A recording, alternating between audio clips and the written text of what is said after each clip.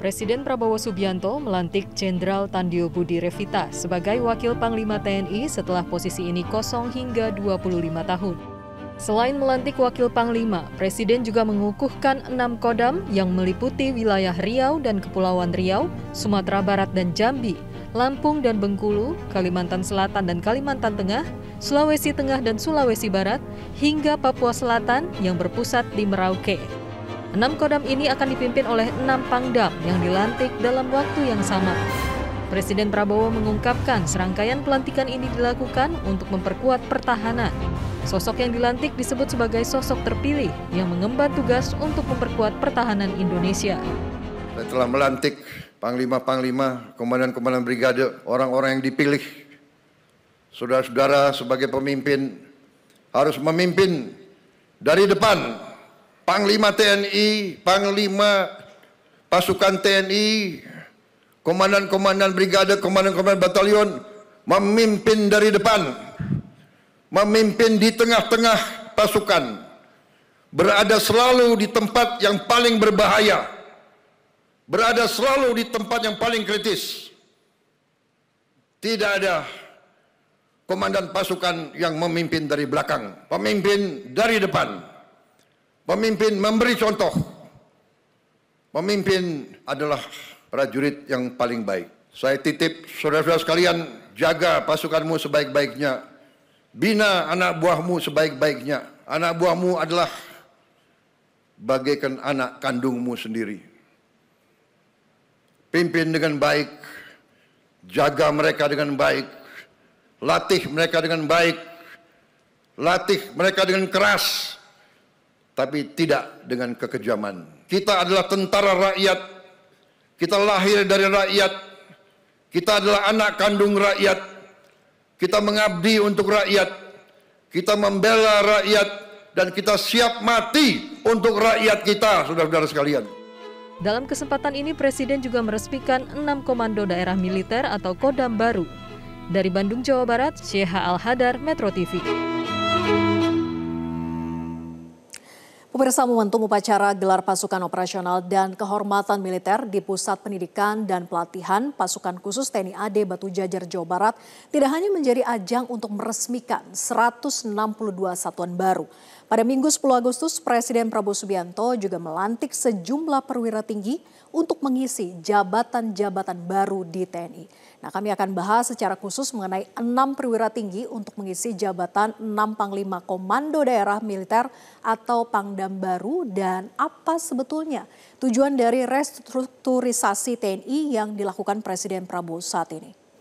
Kita lihat pemirsa, di mana saja kodam baru dibentuk dan siapa saja panglima yang memimpin. Nah, pertama yaitu Kodam 19 Tuanku Tambusai dipimpin oleh Pangdam Majen TNI Agus Hadiwaluyo yang membawahi Riau dan juga Kepulauan Riau. Nah, sebelum penunjukan ini Agus menjabat sebagai Komandan Pusat Kesenjataan Artileri Medan. Pengalamannya di bidang artileri Medan ini diharapkan dapat memperkuat sistem pertahanan wilayah yang berbatasan langsung dengan perairan strategis. Nah, selanjutnya yaitu Kodam 20 Tuanku Imam Bonjol.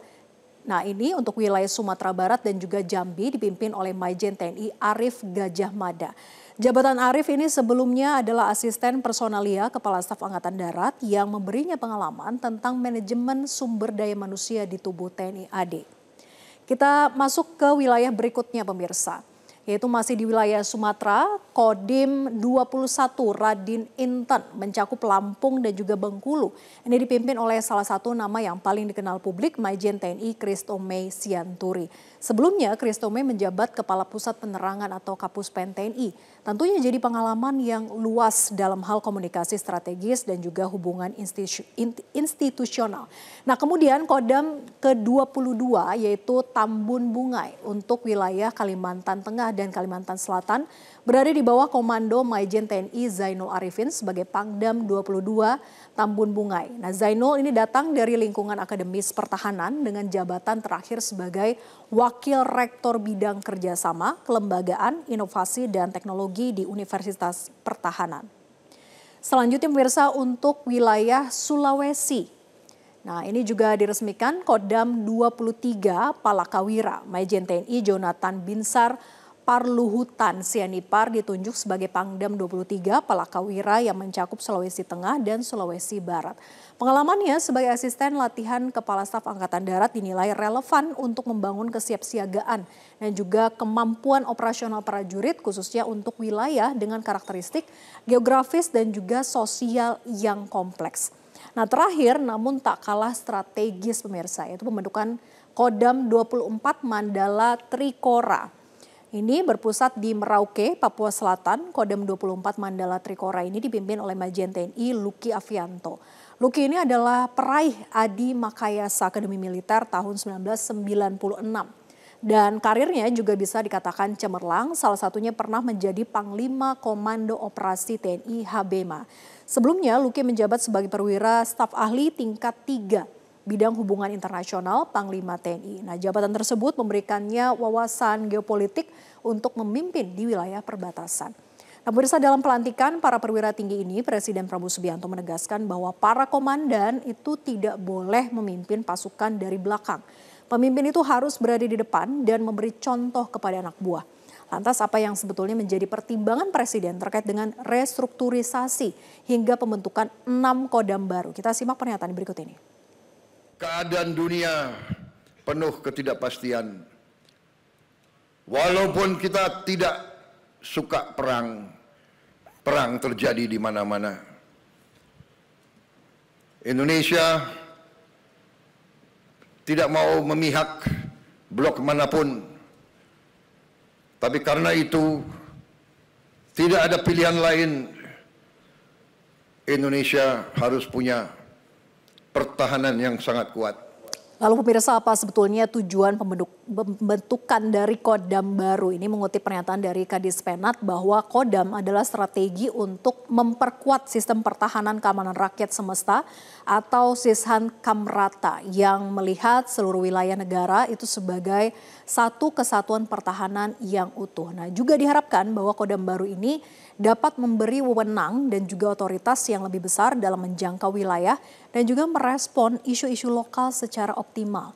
Nah, selain itu keberadaan Kodam baru juga untuk mendukung pembangunan nasional yang tercakup dalam Astacita Presiden Prabowo, khususnya poin kedua, yaitu memantapkan sistem pertahanan keamanan negara.